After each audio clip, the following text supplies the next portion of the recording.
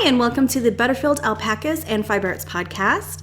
For those of you finding me for the first time, welcome. And for my returning viewers, welcome back. I'm Tashia Butterfield, owner of Butterfield Alpaca Ranch in Nebraska. And in my podcast, I share with you my adventures of raising alpacas and all the fiber arts shenanigans that I get into, which I knit, crochet, and spin. Throughout the episode, there are different segments, and I include timestamps to these down in the description box. Down there, you will also find my social media links because you can find me on Facebook, Instagram, RAVELRY, and a few websites. So all that information is down in the description box, as well as anything that I refer to that has a link or something that you can go look up additional information on. I include all that down in the description box as well. Now, today's episode is going to be pretty interesting, I think, because this week especially there has been some weather-related things going on. So we are going to head out to the ranch first and catch you up on what happened before the latest storm. So I think the biggest news since the last podcast regarding the ranch has been the weather. Many of you probably have heard about all the crazy winter weather we've been having this year in the United States, especially in the Midwest. And I know some of the same systems have affected areas south that are getting unusual weather too. For example, it was a couple weekends ago that we broke the record for the lowest high. And I think it was March 4th or somewhere around that day. And it was in the single digits. That's Fahrenheit for those of you who think in Celsius. So it was extremely, extremely cold. And in the last couple of weeks, we've gotten a lot of snow. Arctic cold from up north, very unseasonably cold. I mean frigidly cold. And the biggest issue with that at the ranch is that the boys don't have electricity in their barn. So I don't have a way to keep their water from freezing. What I do is put out smaller buckets rather than the large tub tank. It's a rubber tank, because once that freezes up, I can't get the ice out. So I use the smaller buckets that I then put in larger buckets with some insulation around. But when the highs for 2 days don't get above freezing, or actually, it wasn't even in the 20s for quite a while there, ice happens very fast. So it's coming out twice a day to get rid of the ice. And the weather finally changed this last weekend.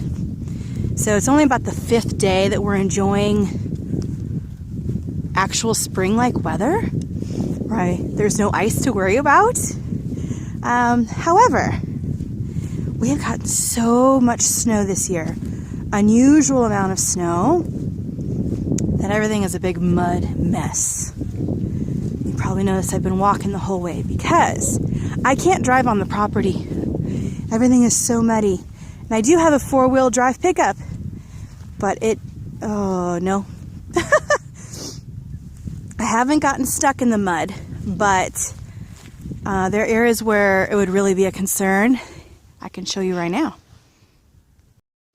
That's part of the road here at the ranch that I would take to the boys' barn, which is where I'm walking to right now. But it has been, I said, like 5 days of nice temperatures. You can see here and over here we still got some snow. But standing water, I mean, I would get stuck in that, even in a 4-wheel drive pickup. So, I'm walking. I've attempted to drive, and I've made a mess. This was 2 days ago. I drove in Actually, you can see my pickup way down there. 2 days ago, I decided, okay, well, let's just drive in, see how it goes. And the pickup kept wanting to go this direction because the grade of the road, of the ground, goes that direction. So it was really hard to get out of this area right here, which has a lot of deep ridges in it, even from before these past couple weeks, because in the fall it got bad over there as well.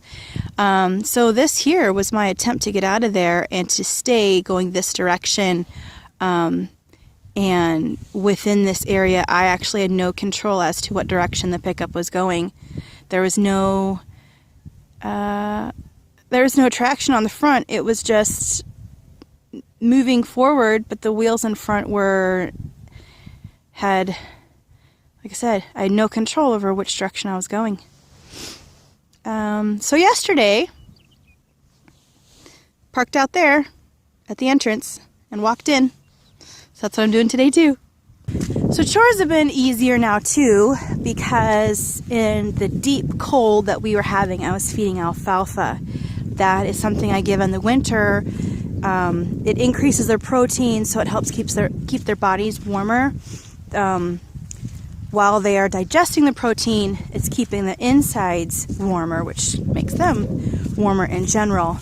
So yes, in the winter I do feed them that. Since the temperatures broke, and I mean, we're doing, I think the highs are in the 40s now. And can I tell you, after weeks of teens, single-digit temperatures, lows down to 30 at times in the night, this feels really good. It feels good to me, and it feels good to the alpacas. They finally get to go out and graze. When their pastures are covered in snow, they don't want to go out in it. They don't want to walk in the snow, so they stay in their barns. And they were getting pretty restless, especially the boys. They were getting pretty anxious to go out and graze. So yesterday, day before, the pastures had melted, the snow on the pastures had melted enough for it to not be a big deal.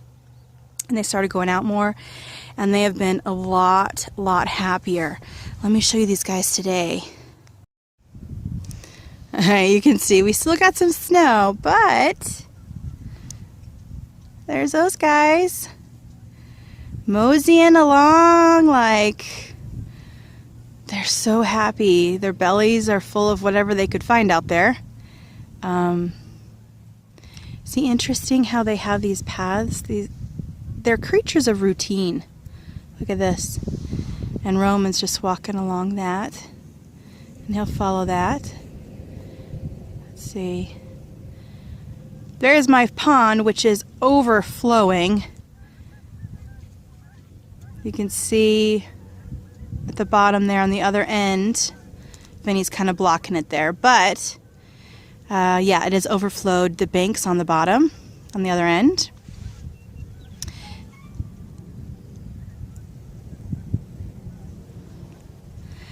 So they're much happier now.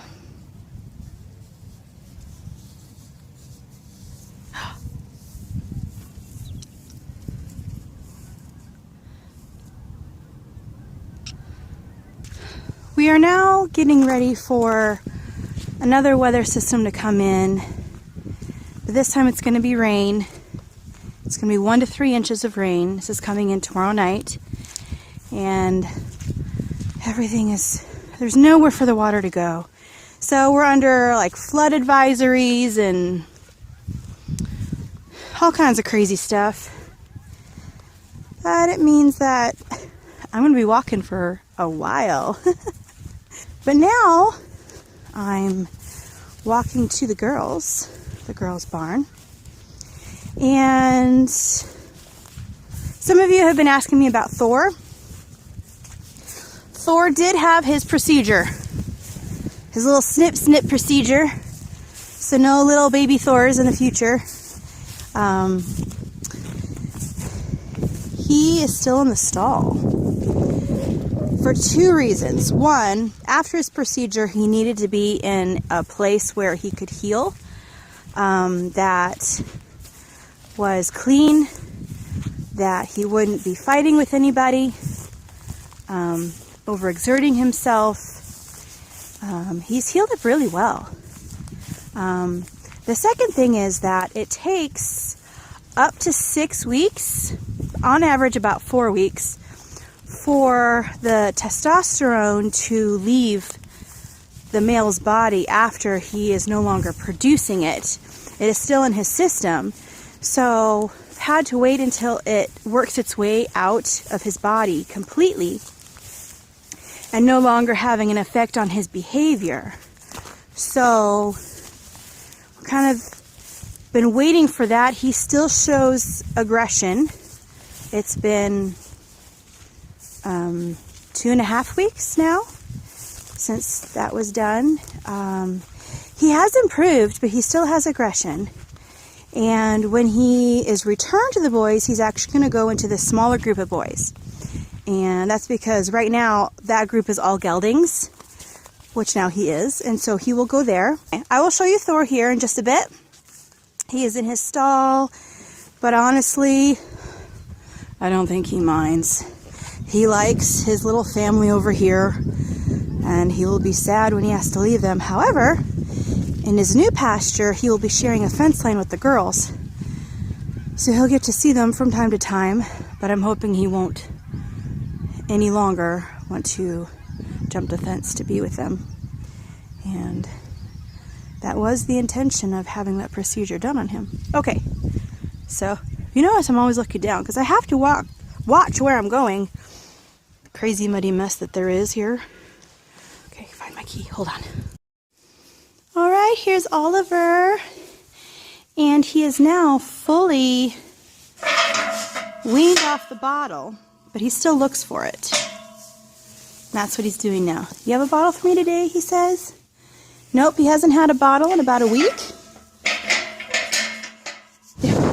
Nope, that's not it, bud. That's not the bottle. But he's doing really, really well. Here's all the girls. Wait a minute, I think, let me clean off the lens. I don't know, is that a little better? I thought maybe Oliver had fogged up the lens. Okay, over here. See? That's a sign of aggression right there. That's the kind of stuff that needs to be gone before I can let him out. Yes, bud. People have been asking you about you, little one. So something that happened during the procedure too was, okay, I don't know if you'll be able to tell because it's pretty dark in here. On the other side of his face, his other cheek, this cheek. I don't know if we can see. Can we see? Anyway, he had a wound on the cheek on this side. And I'd noticed it for a little bit because it would look like it healed and then it would come back, like a scab would come back. It would heal up and a scab would come back. And I was concerned that there was something going on underneath, say with his teeth.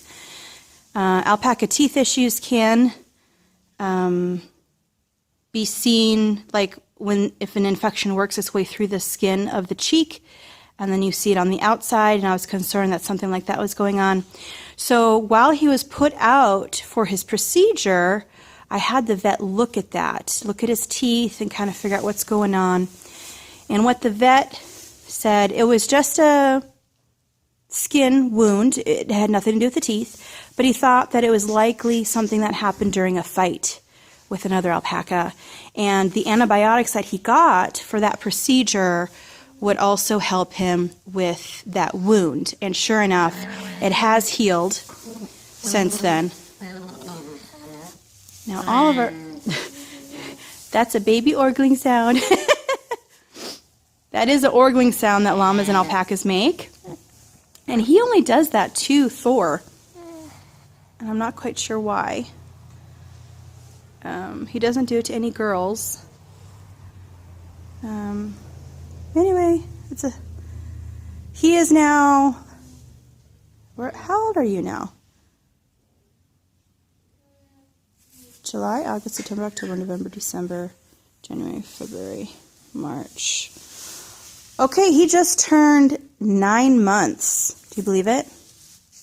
So, now that he's 9 months old, I do need to consider moving him over to the next pasture. The pasture, actually, that Thor is going to be in. Because that was designed for those that are weaned and yearlings to be before they're big enough to handle being with the big boys. So him and Gus are going to go over in that pasture. Gus is a gelding. He will stay there. Oliver will continue growing there. He'll be there for a couple of years until he matures. And then he'll go into the big boys pasture, which is where his dad is. I have no intentions of gelding Oliver. I do want to use him in the future for breeding. As you can see, he's so pretty. I want to use him. I love his fiber. So what that means, though, since Gus will be leaving this group, is I need to get going on finding 1, possibly 2 female llamas to take on the guard duties here. I do have Lucy. Lucy is a llama. She's the one right there in the middle. However, she thinks she's an alpaca and really has very low guard instincts. So I don't think of her as a guard. She does not take on that role in the herd, so I'm not going to put that pressure on her. I need to find 1, possibly 2 other female llamas to bring in, and then I will be moving Gus and Oliver over, so I got to get that worked out. All right, so I'm going to do some chores here and get right back to you. Something I forgot to tell you, and I don't even know if I can show it here. Let me get my phone out for the light. I got some goldfish. Okay, I usually have to have this light on to see them. Let me see if I can find them. Where's the goldfish? I have a couple of goldfish in here. Okay. I don't even know. I don't think I have the right equipment to show this. I do have a photo from when I first got them.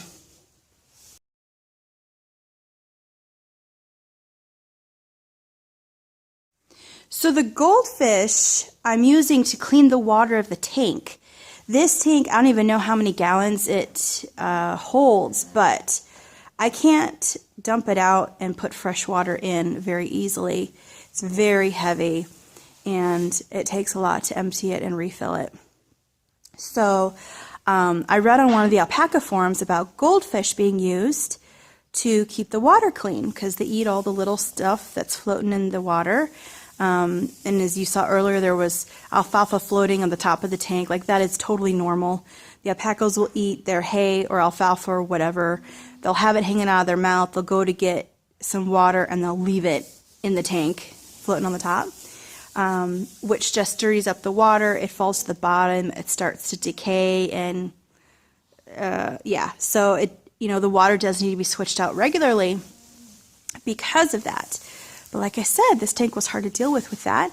I got 3 goldfish, the teeny tiny ones, because they'll grow. I was like, we'll just see how it goes. And the little ones were like 13 cents or something. So like I said, I got 3 of them, put them in there, and it worked. They have been keeping that water clean. Like, I used to not be able to see to the bottom. Now I can see to the bottom. It's worked out really well. That tank there has a de-icer in it. If you're wondering how this is different from the boys' barn, there is a de-icer unit in there that keeps the water, I think it's around 40 degrees or so. So it's a temperature that's still palatable, but of course it's not going to freeze. So the girls, there was never an issue with them running out of water during that crazy weather. I have, however, lost one of the goldfish. He wasn't growing like the other ones, and I don't know if it was that or something else. Anyway, whatever it was, I'm down to 2. And I'm just going to see if the 2 is enough for that tank, and I think it is. We'll just see. We'll see. I'd like to get a tank similar size and metal to put over at the boys. I'm working on some ideas of next winter how to heat water over there and not have to do the bucket thing and, you know, be concerned about the ice and all that. But I would say if you have alpacas or thinking about alpacas or any kind of livestock that you have a water tank somewhere for them, consider the goldfish. Now you still have to clean the tank out because of course they poop and it goes to the bottom. But you're not going to have to clean it nearly as often as if they were not there. So something to think about. But I like them. They're working out good.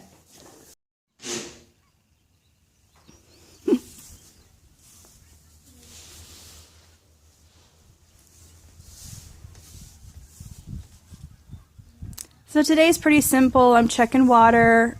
I'm making sure everyone's here. I'm checking their hay. Like I said, I'm not giving alfalfa at the moment. What I do have left, it's like less than half of a large bale. And if the weather changes, I'm going to want that. For the girls here who are pregnant, I'm going to want some of that later on to continue giving to them. So here, I'll show you that's the bale right there. That's all I have left. So today's a pretty low-key day.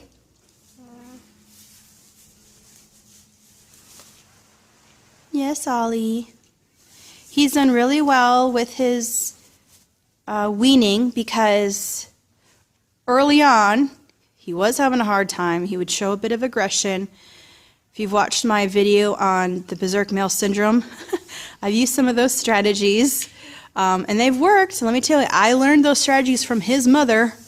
And they work. So now you can see he approaches me. He looks for a bottle, but when there's not one, he just walks off. He's like, okay. So he's still desiring the bottle, but he's not bullying me to get it, because that's what the aggression is, trying to bully me to show that he wants the bottle. Nope. So he's doing really well. He's not getting that bottle anymore. Here's the muddy mess by the girls' barn. See, their barn is there. The boys is off that way. This is why I'm not driving here. And then over here is the driveway down to the road from the girls' barn. And I haven't walked that way, but it's just running water down there because it's all downhill. So the snow, as you can still see there's snow, it's just standing water all the way down there. I'm not going to be driving on that for quite a while. So what happened next was something that has not been covered by the national news media. Even though it was newsworthy, most people in America had no idea what was going on here in the very middle of the country. A weather system moved in that was called a bomb cyclone.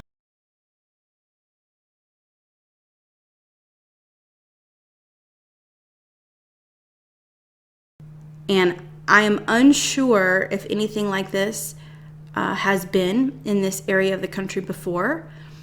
By looking at this picture, the storm, the shape of it and its behavior and the severity of it was very similar to a hurricane. So essentially, we had a hurricane in the middle of the country that not only brought rain, it brought a blizzard. So this was right at the end of really cold weather, and parts of Nebraska got the rain, parts got a sleety kind of rain-snow mix, and others got full-on snow. I mean feet, plural, feet of snow. And in my area, we did not get it as severe as in other parts. But the day before this storm hit, our governor of Nebraska, declared the whole state as in a state of emergency so that funds and resources would be available to help the victims of the storm. Now, this did not only affect Nebraska, but surrounding states like Colorado, Wyoming, South Dakota, and Iowa. They all felt it, and northern Kansas as well. Even though there were some in Kansas that still didn't have any idea this was happening. It must have been in the southern part of Kansas. But this storm brought horrendous damage. It was hurricane level winds, which I did feel in my area. All the rivers, creeks, lakes, ponds overflowed, filled to the brim. Now half the state is full on flooded. And the majority of this happened yesterday, because the worst of the storm came overnight, and then yesterday is where we saw the damage of, there was so much water. The issue was, because of the winter that we already had a very heavy, wet winter. So there was, snow had already saturated the ground. And with this torrent of rain and snow that came, there was nowhere for that moisture to go. That the ground was already overly saturated, as you saw in some of the previous video I did, or the previous footage that I just showed you. And a lot of the lakes were already really full, the rivers were really full, and to have all this extra moisture come in the form of rain and snow, it just overwhelmed the state. And half of the state, literally half of the state, was underwater, flooded. This is an image of Nebraska 511, which is a service that tells us the condition of our roads. This shows the amount of road closures that there was yesterday morning. Like, I think this was about mid-morning yesterday, and most of Nebraska was shut down. You couldn't go anywhere, and we were being told by, police and utility crews and those in authority, especially those who would have to come out and rescue you if you got stuck, if you don't have to go out, stay where you are. And there we have, I think the count was 24 towns that were washed away, flooded. One of the things that makes this so bad coming after the winter that we've had is we had a couple of weeks there at the end of February, beginning of March, that were deep, deep, deep cold. I talked about that just a bit earlier. Well, that created ice, thick ice on lakes and rivers. And to have this extra moisture come down and start to wash stuff away, dislodging the ice and carrying that ice to different places, we now have it causing damage to bridges. Bridges have been washed out because the ice is just pushing stuff. We've had it mess up roads, both paved and, of course, the dirt roads. But it's just been a catastrophic disaster. And this is why I don't understand it didn't get national news. But here's pictures and videos. I was at home, of course, yesterday. I stayed home. I didn't go into the store. But throughout the day, I just kept sharing images and videos of things that were going on. And a lot of this is not in an area near me. In my area, our rivers, ponds, streams, super, super full.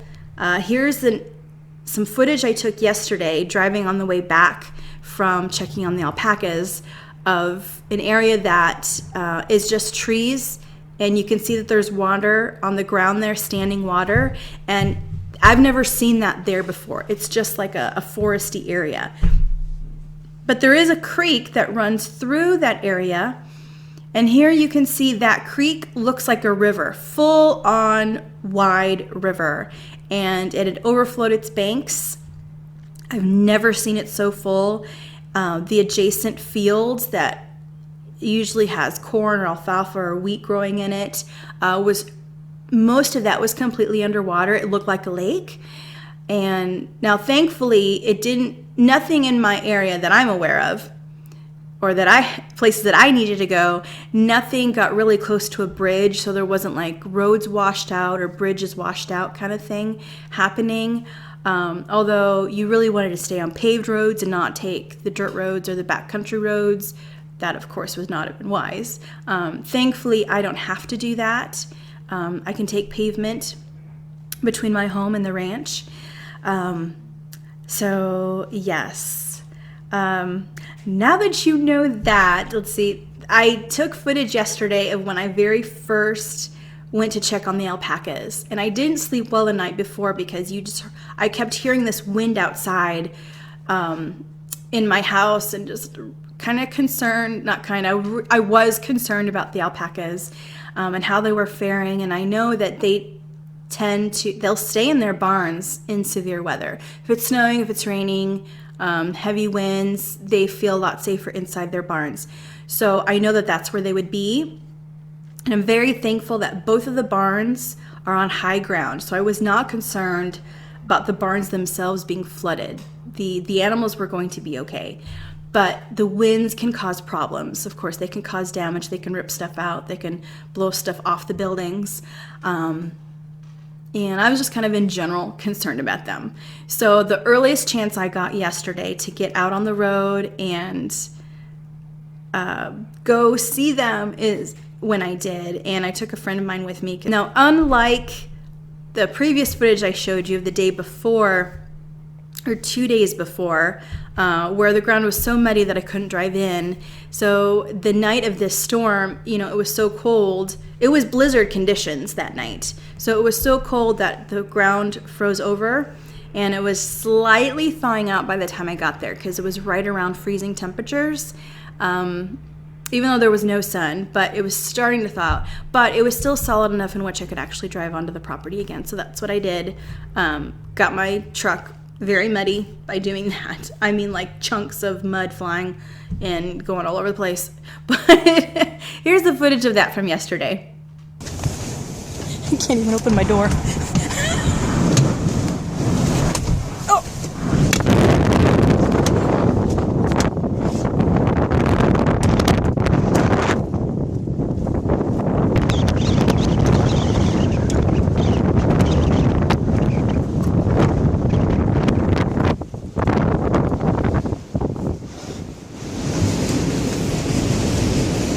Stinks in here, like wet alpaca and poop.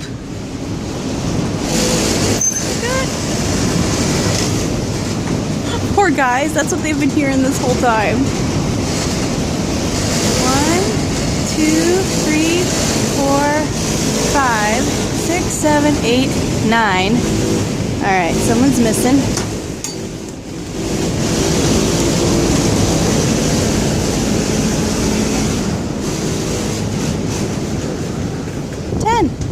Hi! How you guys doing? Okay. Not so bad. Not so bad. I had a hard time sleeping because I was worried about them. Hearing the winds. Alright, we need to get these guys some water. 1, 2, 3, 4, 5 over here. Yeah, there's 5. Okay. You guys alright? You survived?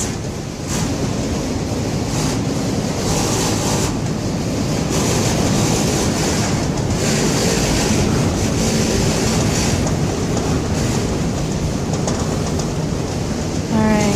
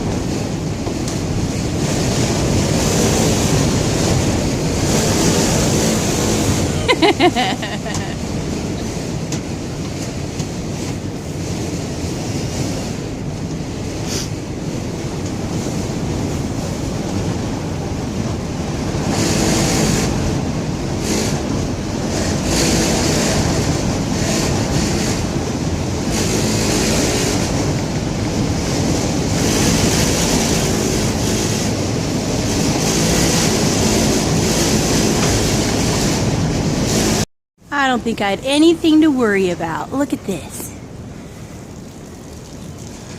Hey, Ollie. Yeah.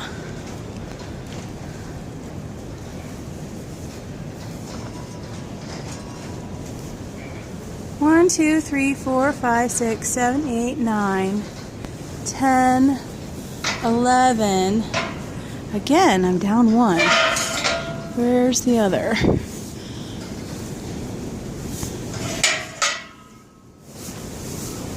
There she is. Should have known it was going to be Fanny. She's very independent. Look, Gus. He's standing on the hill. He'll actually get right up on the bale. Are you giving him alfalfa?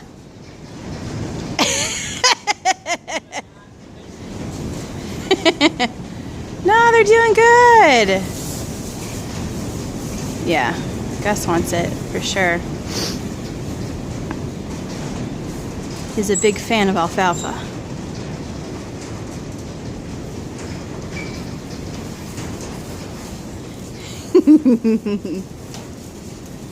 Let's see how Thor's doing.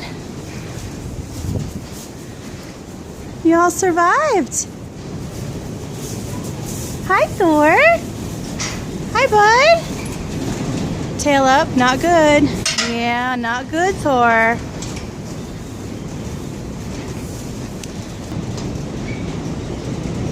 All right, bud.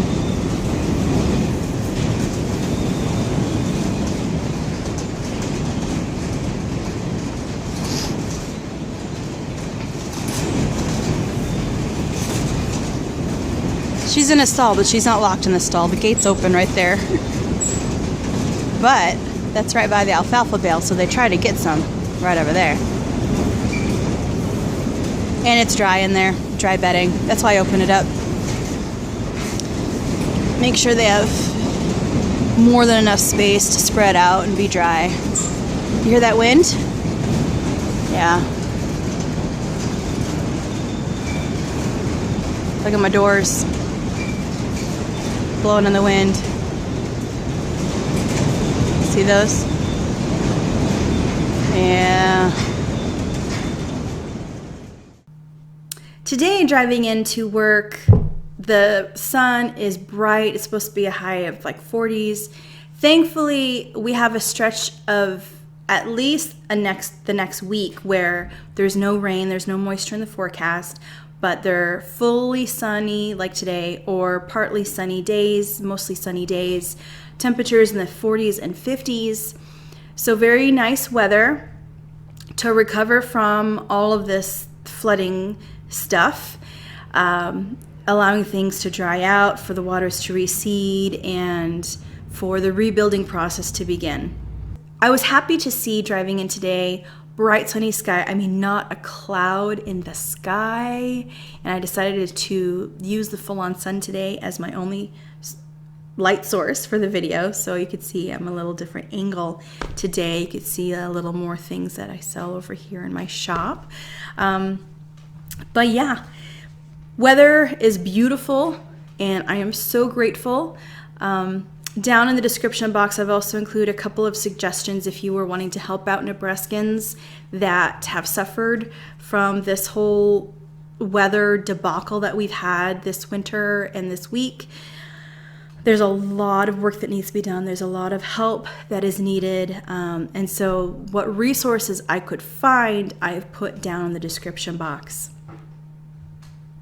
Now moving on to other topics, I don't have a store update for you, so I'll just skip on to the fiber arts. The store, everything's the same, nothing really to say about that. But let's get into all of my fiber arts projects. And I actually have a finished object, which is a brioche cowl. This is a project that I hadn't even started during the last podcast, and this, I did mention it though, because this was for the street fair that was being hosted by the Shepherd's Mill, my local fiber mill, and it was their 15th business anniversary, and so they were throwing this big street fair in their town, because they're in the downtown area of their town. And it was going to be the first weekend of March. And I had told you in the last podcast that I was teaching there. And one of the classes I was teaching was a Brioche Cowl project class. I had not even started this during the last podcast, and I did it actually in one weekend. I chose yarn from the Shepherd's Mill, the dark color here, and it's called their Mill Monster. And it's all the leftover fiber that they just mix all up. So it's some alpaca, some merino wool, silk, bamboo, like everything that they use in their yarns. Whatever's left over just all gets put together, including all the colors, just come all jumbled together. So each skein is unique, and it's a bulky weight. And I thought for this cowl that would be really great, quick knit, and also using one of their yarns that it's like doesn't get used very much because people don't really think about it. And then I chose a contrasting white here, which ended up being a worsted weight yarn that I just had laying around because I wanted white as a contrasting color, but I didn't have a bulky white. I just had a worsted weight white. And so I decided to try it, and it turned out really nice. This was my first brioche cowl, actually first brioche project. And here's the other side. You know, brioche is reversible. And I designed it so that you started, your first 6 rows are single color, and then you do 2 color, and you finish with the single color again. So since this was a brioche knitting class, I wanted the students to experience doing both single and double color. Here's a picture of it on a mannequin, and it turned out super, super cute. I really like it. I have written up the pattern. The Shepherd's Mill might be buying it to distribute. So if that should happen, I will tell you in the future, because I don't think I will have any information on that by the time I publish this video. But in the future, if that becomes available, I will let you know. Otherwise, I will just publish it on RAVELRY myself. And I will also let you know when that happens. Okay, an update on my bicolor twist scarf that I was doing. I did finish the knitting. So here it is.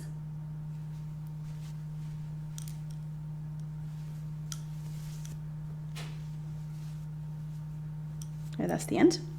I'm seeing the image backwards on the screen, so it's throwing me off. But anyway, there it is. Now I need to finish, and I was trying to decide what I want to do with that, which is why it's still on the needles. So what I decided I wanted to do was to join the ends and make it an infinity scarf.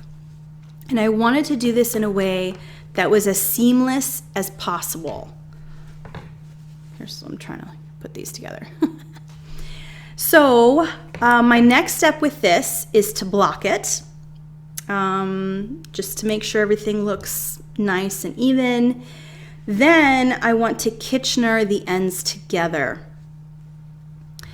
And I've been looking at how to do Kitchener for seed stitch, because obviously the regular Kitchener stitch that you would use for socks, I could use in the cable because it's all knit. But the Kitchener stitch is going to have to work a little differently. You could just do regular Kitchener the whole way, because then you would have knit stitches the whole way, and it would probably look just fine. No one would ever really know that that was the join unless they're really, really looking.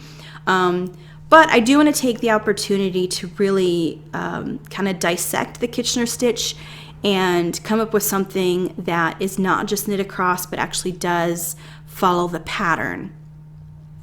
And so that's why this is still on the needles, so I still have live stitches to Kitchener in.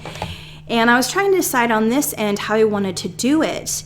Now when I write up the pattern, I think I will make this a provisional cast on, so you can Kitchener these together. For me, I think I might just do the first row of stitches and put them on a needle and then just do it that way. original cast on that I did would then be hit like on the inside of the cowl, and you're not going to be able to tell unless you're looking on the inside. So for my cowl here, I think that's what I will do. Like I said, in the actual written pattern, provisional, so you can take that off and not have a little ridgy bump. So I should have that done by the next podcast and be fully complete. Like I said, in other podcasts, I have a couple of friends who are going to do some pattern testing for me before I provide it to you. But I love how it turned out. Don't you love these colors? Any two colors. I love how this cable turned out. Super, super fun. So to catch you up on projects that I've talked about in the past, this is that mystery knit along that I was doing from Rose City Knits. Rose City, oh, I forget. I'll put it at the bottom of the screen. So you can see I really have not gotten very far in it from the last podcast because I was doing the Bicolor twist scarf and the Brioche Cowl and another project that I will get to next. So I'm still here in the middle of the second of 5 clues. And I am coming back to this, and my goal is to have a good portion of this continued, if not completed, before the next podcast. All right, and then something I'm excited to show you is a new project, and it's kind of a mystery knit along because it's a test knit. I'm doing a test knit for the sister of the lady who owns the local mill, and her name is McCoy.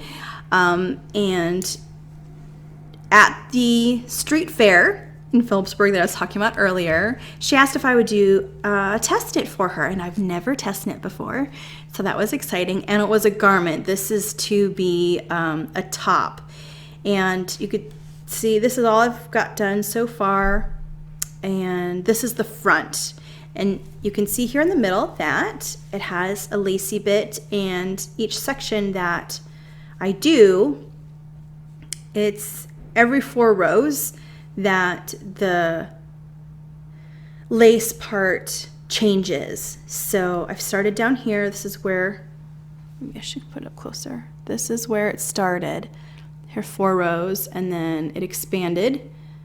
Here another 4 rows, and then I just completed another section yesterday. These 4 rows are using my the white of my sweater to help you see that better. So the lace part of the pattern is growing in the middle. And what makes this feel like a mystery knit along is because I have the written pattern, but there's no pictures. I don't know what the final product is supposed to look like. There is a diagram of dimensions. So I have the shape of what the top is supposed to be when it's done in my mind. However, the lace pattern itself or the drape and that kind of thing, I don't know. I don't know what it's really supposed to look like. And I'm being really meticulous about following the directions because I tend to have the pictures of the project or the charts as like a backup to make sure that I'm doing the right thing, especially with lace work. And I don't have it with this. So I'm being really meticulous that I'm following everything like to the letter, because this is also going to be the sample that Sally uses for the yarn because, oh, I didn't mention this, this was designed with one of the Shepherd's Mill yarns in mind. It's one of their new lines called Forest. I have a number of Shepherd's Mill yarns here in the back, but it's their Frost line, and this is the Forest line. This color, Mallard, don't really know what that means, but this top takes 4 skeins of this.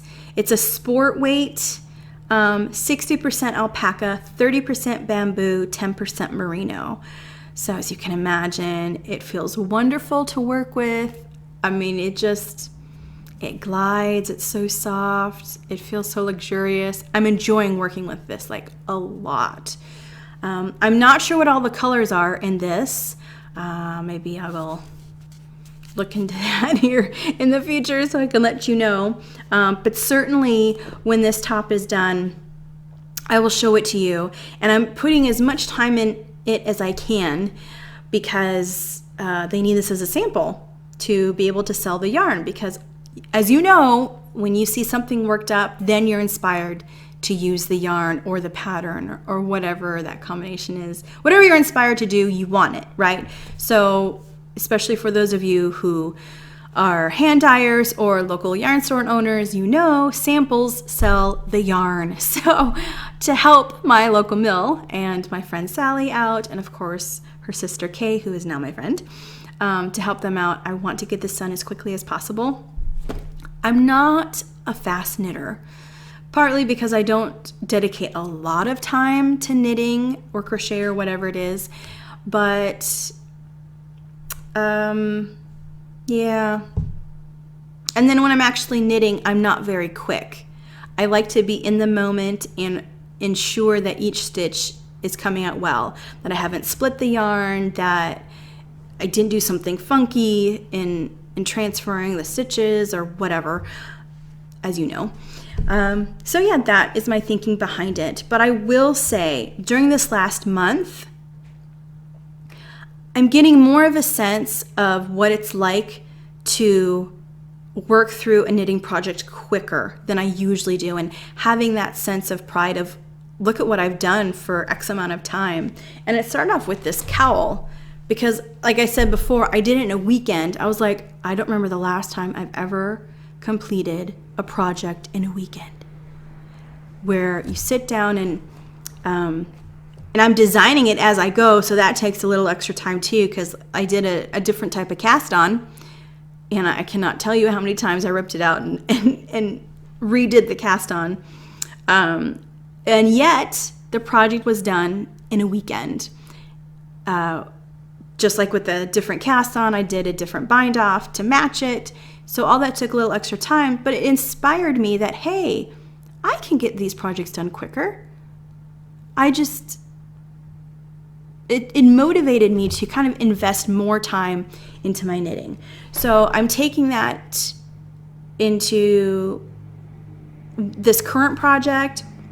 That inspiration went into that bicolor twist scarf, because I'm like, okay, now I need to knock this out and be done with it, because I wanted to finish that before I started this.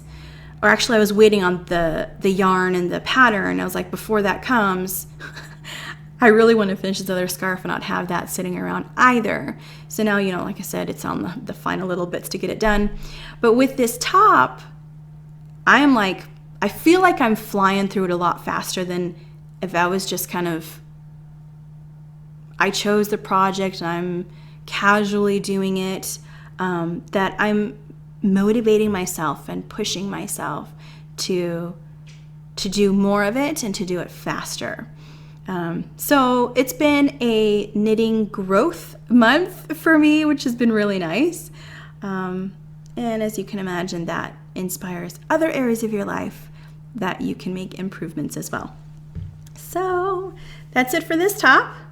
I will talk about this more in the next podcast, because I for sure, I must have it done for the next podcast. Okay. Other things to talk about, no crochet, haven't done any crochet this month, so nothing there. However, my spinning, I've done a wee bit. What I ended up doing was, I realized by having the spinning wheel in the store, which I originally did, I had it here in the store and I would work on it here as time allowed. And especially for the stitch and spin, which is my version of a knit night that I have my store open every Tuesday night for, I would spin some of those nights as well. But I haven't done that in quite a while now. And I found that my spinning wheel was just sitting in the corner And when I was in the store, I was doing a ton of other things and never got around to that. And I thought, there was one day, I forget what day it was, of which, or why this happened, but I did spend some time spinning, and I was reminded how much I really, really enjoy it. It is what relaxes me the most, like what centers me and focuses me the most. For some people it's knitting, for some people it's crochet or weaving or other things. For me, it's spinning. And I realized how much I missed it. And so I thought, I'm going to take the wheel home and do that at home, when I'm home in the evenings or whenever, and I have the opportunity and I want to relax or would like to do this as my relaxation time. It's there and available. So I took it home. Don't have it here to show you right now. And I continued on the project that I've been talking about the last 2 podcasts, which is really sad that in the last 2 months I've been talking about the same thing. The same 4 ounces. I think that's really sad. So I guess another goal this month, for sure, is to complete the project that is on my wheel right now. I did continue with what's on there. It's hand-dyed merino roving from Lori at Ocean Wind Knits in Ontario, Canada. And I've talked about her before as well. I have finished the first ply. I decided this roving was going to be a 2-ply skein. I have finished the first ply. So that's progress. And next month I will be showing you a finished skein. This podcast I would like to end with some poetry. And I will say that by having this YouTube channel, a lot of people find me from around the world. I get messages, emails, people contact me different ways with either questions or gifts or that kind of thing, or just being able to say thank you, that I helped them in something. I have one viewer who writes poetry. She loves alpacas and llamas, and due to circumstances, she can't own them herself. But they are her inspiration for writing poetry, at least for right now. And recently she sent me a whole packet of her poetry related to alpacas and llamas, including some poems that were written after watching some of my videos. And I wanted to share at least one of those poems with you today. If you have been keeping up with my videos of late, you know that there has been quite a bit of loss in the last 6 months or so. And so there are some of the poems that are related to the animals that I lost. And I'm going to read to you the poem called To Joy. She is an alpaca that I lost in January to a tumor in the brain. And she did die far sooner than she should have. And she was also my very first alpaca. So, to own alpacas, one must live with deaths, to be with them taking their final breaths, to live with love, but willing to let go. Saying goodbye to you is hard, I know. You were my first alpaca, all white fluff, and how I love to watch you strut your stuff. My life completely changed. You touched my soul, and owning alpacas is now my foremost goal. How I loved you, how I loved all my herd. I speak your praise with joy with every word. Now you are gone, so suddenly, so young. My tears for you are bitter on my tongue. It is a curse outliving my family, outliving all who mean so much to me.